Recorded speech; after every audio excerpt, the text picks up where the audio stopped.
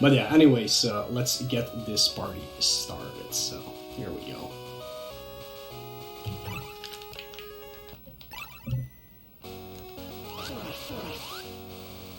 Oh yeah, we're off. Please don't fall, please don't fall. Okay, I didn't fall. So yeah, pretty simple platformer. You have 3 weapons available to you from the start, throughout the entire game actually. We're starting with this spread shot because it's easier to hit enemies with, unless I miss. That's okay. Yeah, so there's three weapons in the game, like Mo said. You have your spread shot, your normal shot, and you have this lightning shot, essentially. Each shot deals a different amount of damage as well, too. Your normal shot deals 1 damage. Your spread shot, which what Mo is using now, does half damage. And the lightning shot deals double damage. So you'd think, like, well, why don't you just use the lightning shot the entire time? Well, you kind of do towards, like, basically after this stage. But the lightning shot is a lot shorter. It's the shortest weapon range in the game. Versus spread shot and normal shot. So to use lightning, you need to be really close to the enemy to actually use it. What Mo is going to be doing through most of these stages is, if you look in the bottom left corner, there's a score being calculated. What Mo wants to do is actually get that score up to 3,000 to get basically the double damage armor. And here Mo is going to do a single shot and then swap over to lightning, I believe it is, and then start doing some double hits with the lightning shot to take down the flower boss faster. So enjoy this sprite work. This sprite work's awesome. Indeed. Yeah, so this boss is the slowest boss you'll see in the game. I just found out right before I started. Usually we are just spamming the attack button throughout the entire fight. But I just found out that he's actually only vulnerable when he's stretched out, so there's no need to do that at all. So I try to incorporate that here. Time to save some thumbs. Yeah. So here we are in stage 2. Remember how I said that we were going to switch over to the lightning shot later in the run? Well, here we are. We flipped over to the lightning shot now. Stage 2 introduces. Nah, you're good. Stage 2 introduces the everyone's favorite conveyor belts and the Yoku blocks. You're gonna see just a little bit with just weapon swapping here and there. Mostly just to make life easier, because remember, like I said, Mo is trying to kill pretty much all the enemies that he can in his path to get that score up to 3,000. So you're gonna see these little, like, ghosty mustachio men pop up in the sky randomly. They're dropping kind of like power-ups, health, scroll points, which they just give you points. And you get this dude in a boat that floats around you. He'll sometimes attack enemies. Depends what he feels like doing.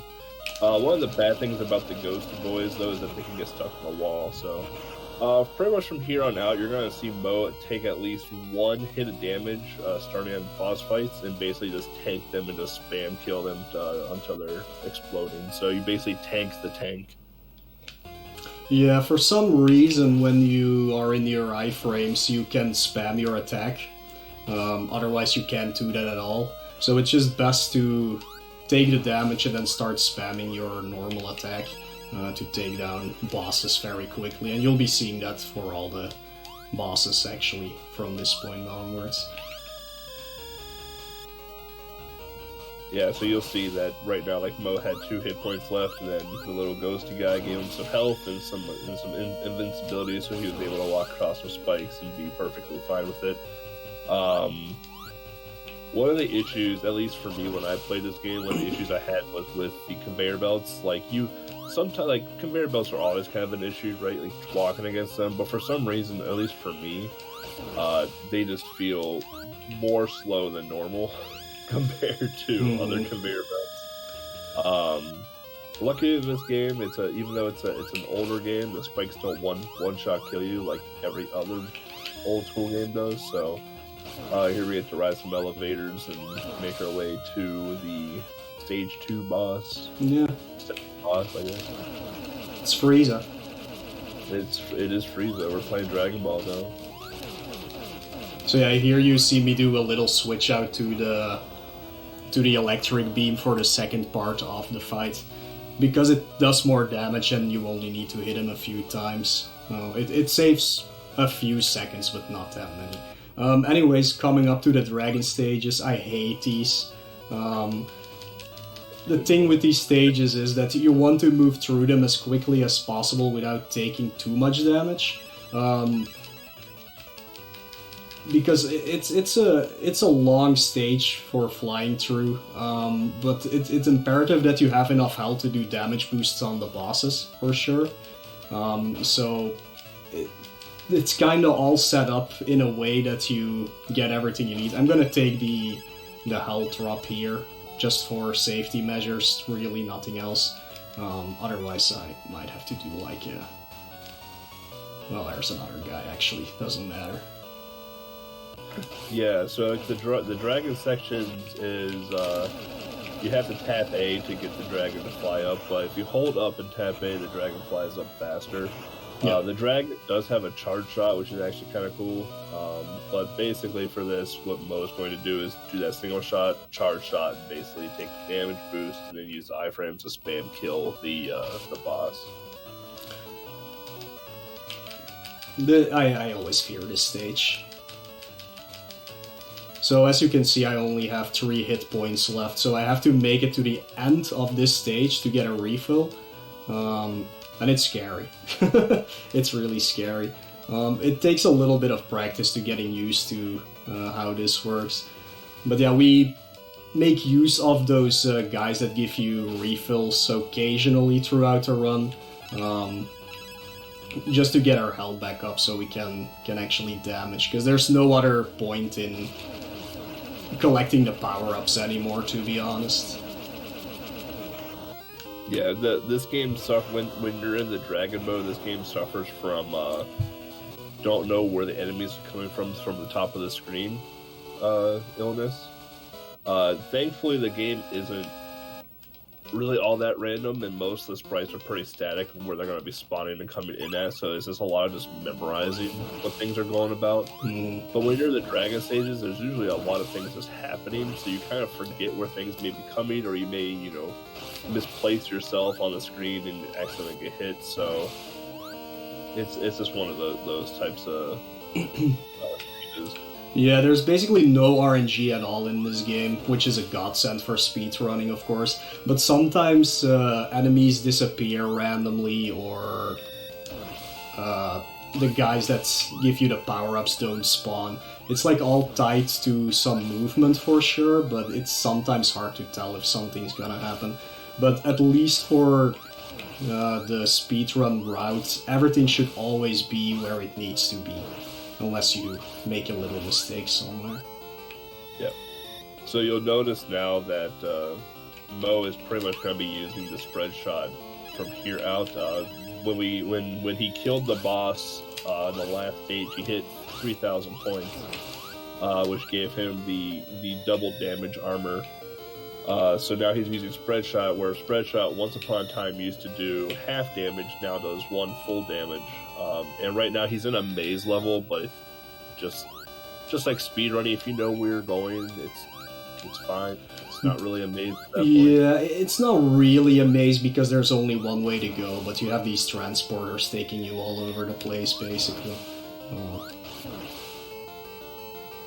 But yeah, coming up is the boss I'm gonna try to do the quick kill for, but if I miss one shot, it fails, really. It's not that big of a time loss, but I'll do my best to do it correctly, at least. Yeah, so this boss coming up, moelleuh's going to take a couple of just normal shots at it, and then try and do 3 charge shots, because what the issue with this boss is that it likes to disappear after a few seconds. Like it'll do an attack, and then it'll disappear. So yeah, normally he dies here, but because I missed the first charged shot, I have to do a few more. attacks, but that's fine. Again, his pattern is completely set in stone, so you know what to do. But for that first shot, you have to jump at the right time so it hits him, because you have to move forward for it. Otherwise it misses. And this is the worst. I can't do this stage. I don't know how current world record holder Retros does it. I can't do it. You kinda just want to get 3 damage max throughout this entire stage. So you can do the quick kill on the boss without dying yourself, but I just can't do it for some reason, so I'm just taking it a little bit more slowly, hoping I only take a few... Yeah, it's probably not gonna happen, but we'll try. If I do get 1 more damage, I'm just gonna immediately take damage on the boss and get it over with, but we're fine, so I can actually take him out quickly, but the stage was super slow.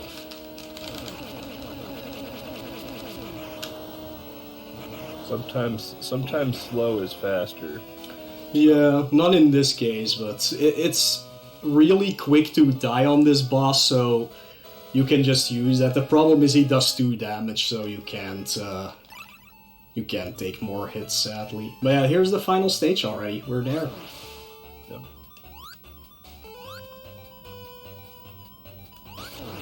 So stage 8 is but the start of it, rather, is pretty basic.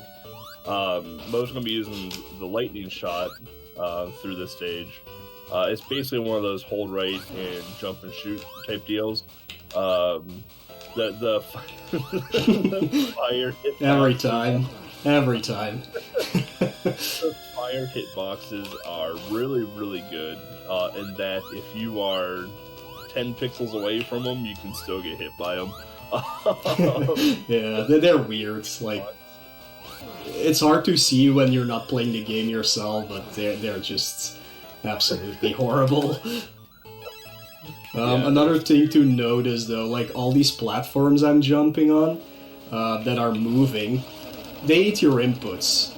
So you have to be really careful when doing that. It will come up in the next part of the stage for sure, but it's like, don't press any buttons when you land on it, because all of those buttons you are pressing will just get eaten. Oh. Yep. And with that boss, you have to take a backwards damage boost, and then as your iframes, you mash them down. Otherwise, if you don't get that backwards damage boost with the mash, you don't have enough time to get the quick kill off on that boss, so... Yep. I'm gonna take some safety health here, just in case, but... So we have the tongue platforms. Yeah. The tongue platforms, they're interesting, we can say that at least. They're kind of a pain to kind of jump on and off of. They have a weird kind of like sandbox on them. And also there's conveyor belts to the stage that don't look like conveyor belts. So it's another thing just to kind of slow you down or speed you up or kind of just throw you off guard. Yeah. Just because they don't have that animation or that look of a conveyor belt. Yeah, there you saw the input getting eaten when I jumped on the frog tongue. And there's a really bad part coming up here. Either I do it in one go or we're gonna be here for like a few seconds, so let's hope it all works out correctly. So First try, boys. First try. Oh, look at you. Yeah. God gamers. World record pace. So something to note as well too is that whenever you're walking or jumping up steps, if you jump and shoot, you can actually go up 2 steps at once instead of just the 1. So, and there's no point in taking the elevator down. So Mo just takes the leap of death all the way down to the next elevator, and then knows exactly what step falling platforms exist, so he just takes them all the way down. So yeah, we're coming up to the final boss. I'm just gonna try and do this. I have 1 shot for this, so let's see if it works. And time. It worked. So yeah, a little explanation about that last boss. This is normally a 5-minute fight. Like, no joke, this is a 5-minute fight. But when I was routing this game for the first time, I was like, there must be a better way to defeat this boss, right? So I was just experimenting, and you're normally supposed to